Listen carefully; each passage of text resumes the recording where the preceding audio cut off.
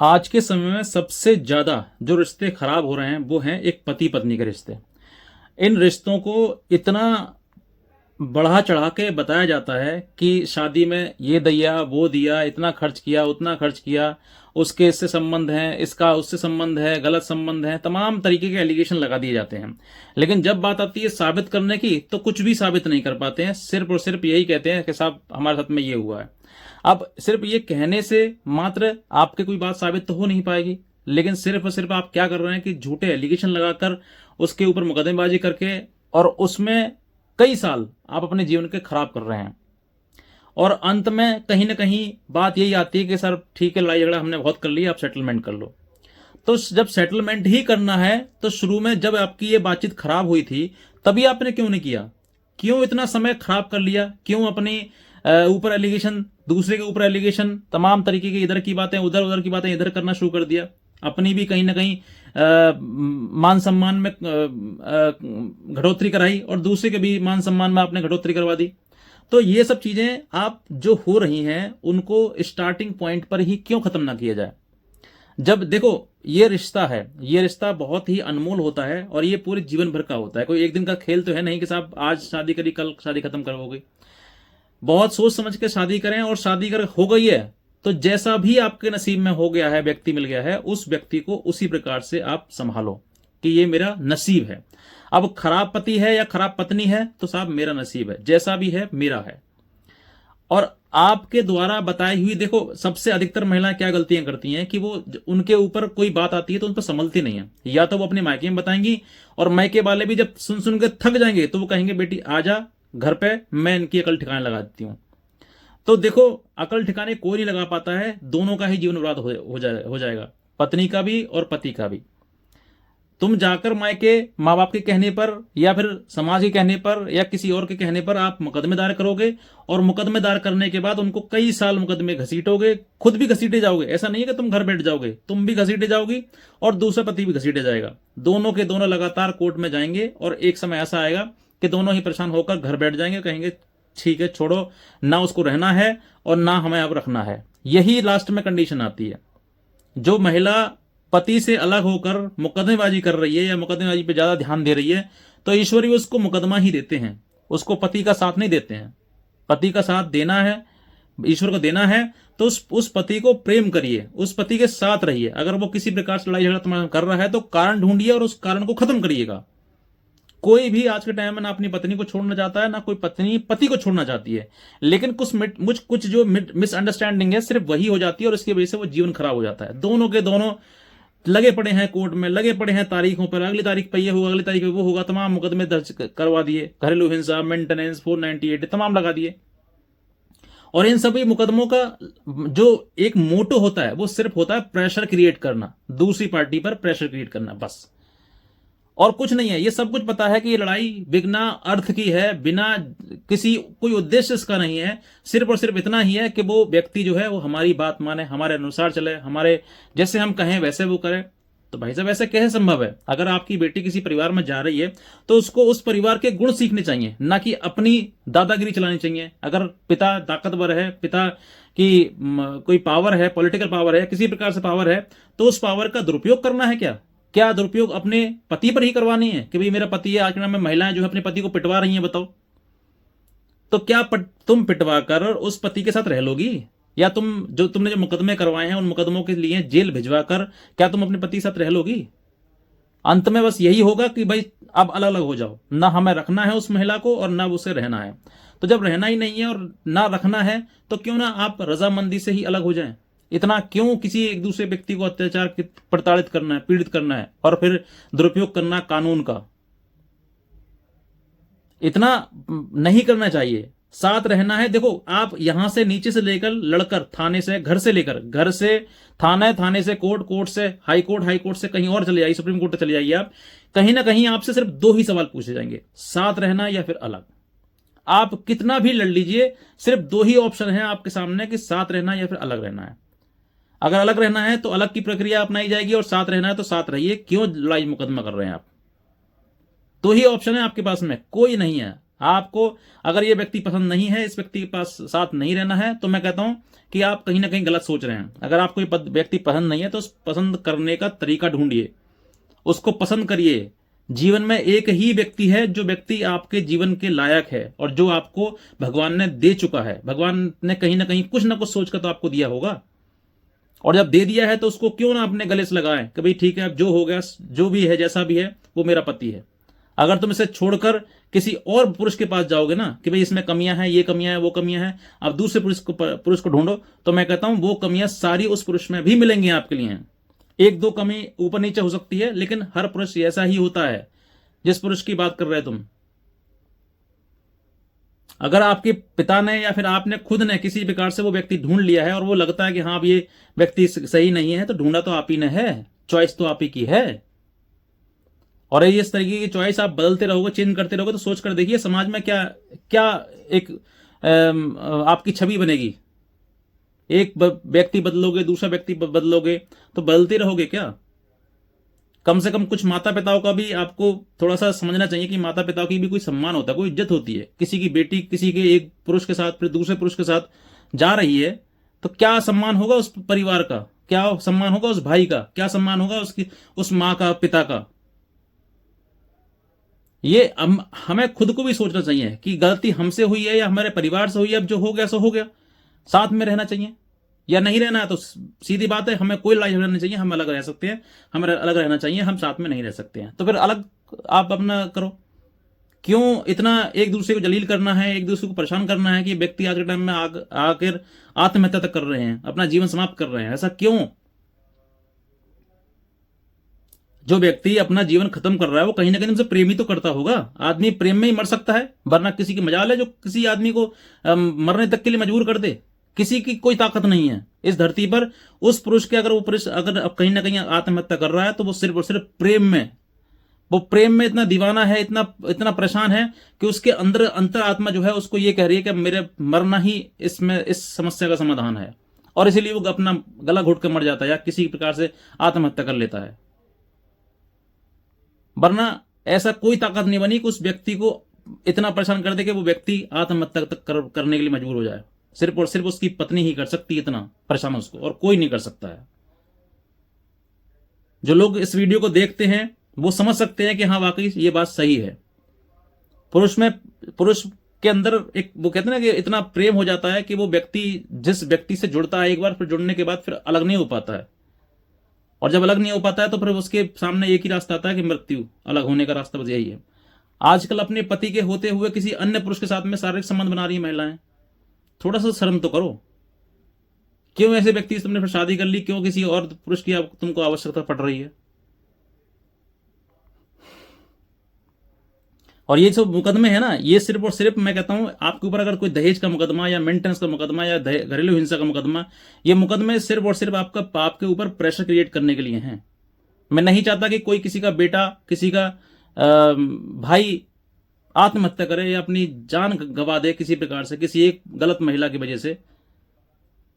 इसलिए मैंने आपको नंबर दिया था, ये सामने जो नंबर है स्क्रीन पर इसलिए दिया था कि ताकि कोई व्यक्ति है परेशान है और बहुत ज्यादा है, जो अपने जीवन त्यागना चाहता है, वो एक बार बातचीत कर ले। हो सकता है उसको मैं कुछ समझा दूं तो वो समझ जाए और अपना जो समय है उसका बुरा, वो समय टल जाए और उसकी जो जीवन लीला है वो आगे बढ़ जाए।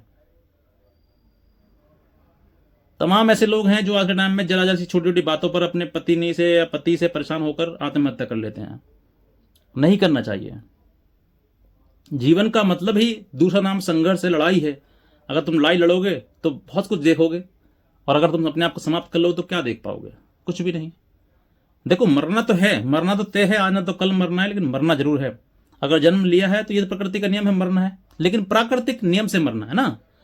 प्राकृतिक मृत्यु हो हमारी, कोई दिक्कत नहीं हमारे लिए। हमारे माता पिता भाई बहन जितने भी हैं, हम सब लोग हमसे मोह त्याग देंगे, लेकिन प्राकृतिक तरीके से। जिस प्रकार से हमने प्राकृतिक जन्म लिया है उसी प्रकार से प्राकृतिक मृत्यु हो जाए, नो प्रॉब्लम। लेकिन अगर किसी व्यक्ति के बहकावे में आकर, किसी व्यक्ति के मोह या प्रेम में आकर तुम आत्महत्या कर रहे हो तो ये गलत है, बिल्कुल गलत है, प्राकृतिक रूप से गलत है। और जो सामाजिक, जो आपके जाने के बाद आपके माता पिता भाई बहन जो रह जाएंगे, उनकी तरफ देखिए एक बार कि वो उन पर क्या बीत रही होगी। इसलिए ऐसा कोई कदम ना उठाएं जिस वजह से आपको इतनी बड़ी हानि हो जाए कि आपकी द्वारा जो हानि है वो कभी भरपाई ना हो पाए। और ये जो मुकदमे है ना, ये कुछ समय के हैं, एक समय ऐसा आएगा कि सब मुकदमे टल जाएंगे। परेशानी कहते हैं ना, विपत्ति कभी परमानेंट नहीं होती है, ये सब टेम्पररी है। सुख टेम्पररी है, दुख टेम्पररी है, ये सब टेम्पररी है, कोई भी परमानेंट नहीं है। परमानेंट है तो तुम्हारी जीवन, तुम्हारी मृत्यु, ये सब परमानेंट है। आने ये समय आएगा। लेकिन ये जो आज के टाइम में जो चल रही है आपके, जो आपका मेरे सामने ऐसे ऐसे लोग आते हैं कि वो ये कहते हैं सर मेरी दिमाग की नसें फट रही हैं, मेरे दिमाग की नसें टाइट हो रही हैं, और मेरा दिमाग जो है वो चलने को बिल्कुल समझ नहीं पा रहा, सोच नहीं पा रहा कि क्या करना है क्या नहीं करना है। मैं बिस्तर पड़ा रहता हूँ, सोचता रहता हूँ क्या होगा क्या होगा क्या होगा, मैं कुछ कर नहीं पाता हूँ। तो आपको करना चाहिए। अगर आप टेंशन डिप्रेशन में जी रहे हैं तो घर से बाहर निकलो, घूमो, मंदिर जाओ, जिम जाओ, थोड़ा दुनिया की देखो। तुम्हारा दुख सामने आएगा तो किसी और का भी दुख तुम्हारे सामने मैच करेगा, तो तुम्हें लगेगा यार मेरा गम कितना कम है, दुनिया का कितना गम ज़्यादा है। तो वो चीज़ें भी आप संग कितनी किसी मैच करोगे तुम अपनी लाइफ को, तो कहीं ना कहीं आपकी लाइफ में एक नई किरण जागेगी और आपको लगेगा हाँ मेरे साथ जो हो रहा है वो मेरे साथ नहीं, बहुत सारे लोगों के साथ में हो रहा है। तो ये एक समय है जिस समय पर आज के टाइम में जो आप सोच रहे हैं वो ना सोचकर एक पॉजिटिव सोच को रखिएगा। आप भी ये सोचिएगा कि अगर आज चीजें खराब हैं तो कल 100% ठीक भी होनी है। हमेशा एक जैसी नहीं रहती हैं, दिन है तो रात होगी, रात है तो दिन होना ही होना है, ये तय है। अगर आपके जीवन में बहुत ज्यादा परेशानी है, बहुत ज्यादा दिक्कतों का सामना कर रहे हैं आप, तो मैं कहता हूं थोड़ा इस समय को निकाल लीजिए, ये परेशानी टल जाएगी अपने आप। बहुत बुरा समय ही एक आपका बहुत अच्छा समय लेकर आएगा। ये प्रकृति का नियम है और प्रकृति पर भरोसा रखिए, भगवान पर भरोसा रखिए। किसी प्रकार से अपने जीवन में कभी अपने आप को कमजोर महसूस मत करिए, कभी अपने आप को दुखी या ऐसा महसूस मत करिए कि मैं ही, मेरे साथ ये सारी चीज क्यों है। भगवान अगर आपने आपके जीवन में कुछ दुख दिया है तो भगवान कुछ ना कुछ सोच कर जरूर देते हैं। वो सोचते हैं कि क्या किसको देना है। हर व्यक्ति आज के टाइम में कहीं ना कहीं पीड़ित है, किसी ना किसी दुख से परेशान है। कोई गरीबी से तो कोई अमीरी से, कोई संतान से, कोई ज्यादा संतान से, बहुत ज्यादा हर जगह कुछ ना कुछ चीजें चल रही हैं जिस वजह से परेशानी है। तो आप भी परेशानी झेलिए, संघर्ष है जीवन का, संघर्ष करोगे तभी कहीं ना कहीं आगे एक परिस्थिति ऐसे आएगी जहां पर आपको लगेगा कि हाँ ये जो हुआ जो सही हुआ। जब पत्ते खराब होते ना तो पेड़ अपने आप पेड़ को छोड़ देते हैं। तो ऐसा ही समय है जब चीजें खराब है आपकी, जो व्यक्ति खराब है आपके जीवन में, वो खुद ब खुद छोड़ देगा आपके लिए। आपको छोड़ने की आवश्यकता नहीं है, वो खुद ही छोड़ चला जाएगा। इसीलिए अब अपने जीवन में जितना भी, और ये जो मुकदमे हैं बताया आपके लिए, ये सिर्फ और सिर्फ प्रेशर क्रिएट करने के लिए, प्रेशर आपको नहीं मानना है। और प्रेशर के चलते हुए कुछ लोग जो है ये धंधा कर लेते हैं कि भाई हमें एलुमनी लेनी है, पैसा लेना है उनसे, बहुत ज्यादा धन बता देंगे आपके लिए, खर्च करिए 10 रुपये में बता दिए उनको 1 लाख रुपए। तो ज्यादा अधिकतर चीजें जो है ऐसी सामने आती हैं। तो आप जो है अगर समझौता करने की सोच रहे हैं, थोड़ा सा रुक जाइए, थोड़ा सा इस परिस्थिति को झेलिए, समझिए, और फिर आप आगे जीवन में बढ़िए। कहीं ऐसा तो नहीं हो रहा कि इस शादी की आड़ में आपके साथ ब्लैकमेलिंग हो रही है, 4-5 मुकदमे करे झूठे और उसके बाद फिर पैसा लाओ, एक डिमांड सामने आ गई आपके सामने। तो ये ब्लैकमेलिंग का हिस्सा है, पार्ट है, ये लीगल ब्लैकमेलिंग इसे बोलते हैं। ब्लैकमेलिंग के चक्कर में आपको बिल्कुल नहीं आना है। मुकदमा झूठे हैं, कुछ नहीं होने वाला है, सब कुछ आपको लड़ाई लड़नी है, लड़ाई लड़के आज ना तो कल खत्म हो जाएगी। लेकिन इस ब्लैकमेलिंग के चक्कर में आपको नहीं फंसना है।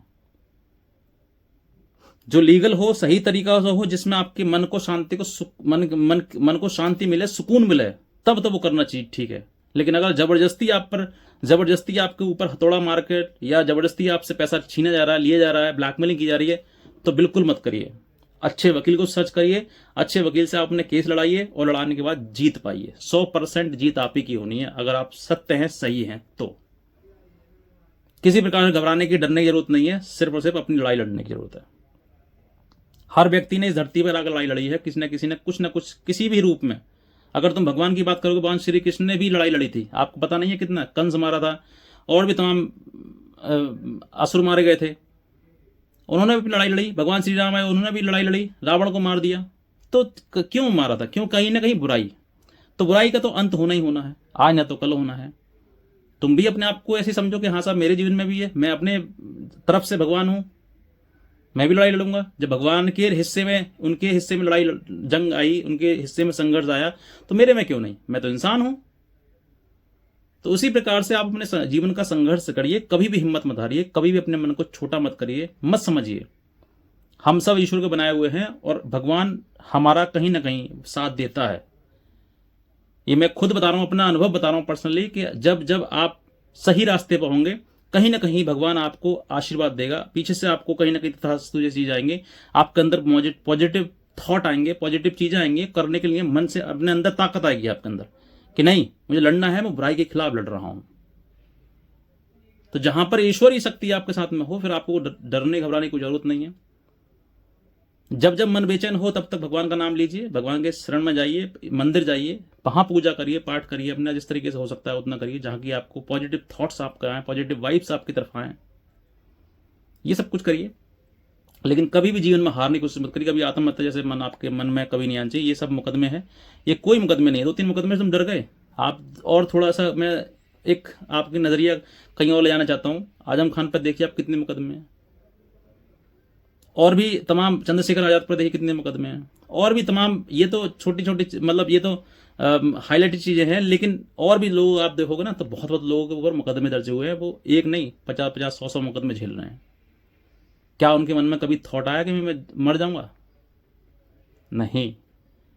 ऐसे ही व्यक्ति को बोलते हैं संघर्षशील। आपको क्या छोटी छोटी परेशानी से पीछे हटकर मर जाना है, जीना है, ऐसे थॉट्स आपके अंदर आ रहे हैं। मुझे बहुत दुख होता है जब कमेंट करते हैं कि सर मैं तो जीना नहीं चाहता हूं, मैं तो मरना चाहता हूं। अरे क्यों मरना है भाई? छोटी समस्या से आगे मर जाओगे तुम? तुम्हारे अंदर थोड़ा सा भी गट्स नहीं है, थोड़े अंदर ताकत नहीं है, संघर्ष झेलने की भी बिल्कुल ताकत नहीं है। जो होगा हो जाएगा, डरना किस बात का है? मान सम्मान, जिसका अपमान हुआ है ना उसी का सम्मान हुआ है। वो एक उजासा की लाइन है कि जब आपकी बेइज्जती हो रही हो तो आप ये समझ लीजिए कि आप भगवान बनने के रास्ते पे जा रहे हैं। आप बेइज्जती, अपमान होने के बावजूद भी मुस्कुरा रहे हैं, हंस रहे हैं, तो आप समझिए कि आप जो है भगवान बनने के रास्ते पे जा रहे हैं। और यही बात सत्य है। जिसका अपमान हुआ है ना, उसने ही इस धरती पे कहीं ना कहीं उस अपमान के बदले सम्मान पाने के लिए इतने ऊपर पहुंच गया है वो व्यक्ति कि बहुत ऊपर। इसीलिए मैं कहता हूं आप लड़िए, समझिए, थोड़ा सा संघर्ष का समय है आपका, थोड़ा सा पेशेंस रखिए और चीजें ठीक हो जाएंगी। धीरे धीरे होंगे लेकिन जरूर हो जाएंगे ठीक। इतना ही कहना चाहूंगा। कोई भी हेल्प अगर आप चाहते हैं हमसे तो हमारे जीवन नंबर में संपर्क कर सकते हैं। और किसी प्रकार का आपको कोई सुसाइड अटेम्प्ट वगैरह नहीं करना है। जीवन है जीने का, एंजॉय लीजिए, मजा लीजिए इस चीज का। अगर आपके माता पिता ने आपको जन्म दिया है तो आपका भी अधिकार है कि उन माता पिता की सेवा करें, माता पिता का ध्यान रखें। आपकी वजह से आपके माता पिता कभी दुखी न रहें। वो जीते जी ये कहें कि चल जो थी बहू खराब थी, जो भी खराब था मेरा, लेकिन मेरा बेटा बहुत अच्छा है, हर जन्म में मुझे ऐसा ही बेटा मिले। ऐसे आपके माता पिता के शब्द होने चाहिए। माता पिता आपसे कभी दुखी ना हो। बस इतना ही कहना चाहूँगा। आज का वीडियो देखने के बाद धन्यवाद।